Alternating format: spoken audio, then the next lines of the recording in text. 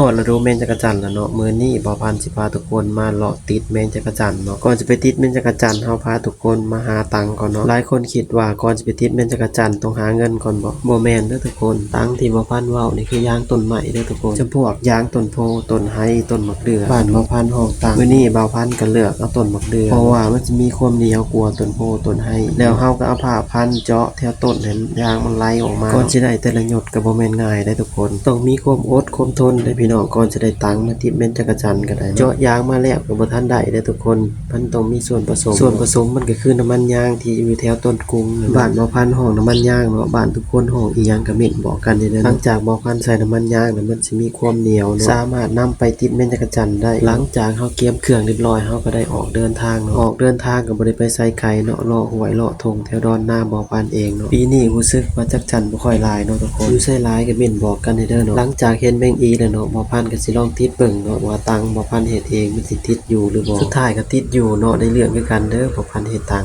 ยามเอาแมงอีออกจากตังนี่ก็เทคนิคไปเทคนิคมันได้ทุกคนแมงอีกับแมงจักจั่นนี่มันก็บ่ได้คือกันได้พี่น้องแมงอีนี่มันสิมีสีลายเนาะแมงจักจั่นนี่มันสิมีกลิ่นหอมเนาะมันแตกต่างกันก็แซ่บคนละแบบเลยพี่น้องแต่ก็แปลกได้ทุกคนแมงอีกับแมงจักจั่นก็คนละสายพันธุ์เนาะแต่มันก็ออกในฤดูเดียวกันเนาะหลังจากติดไปติดมาโดนเติบบ่พันสิมาสรุปเนาะว่าบ่พันได้จักโตเนาะบ่ต้องคิดยากเนาะบ่พันได้แมงอีกับแมงจักจั่นตาบอด2โตเนาะ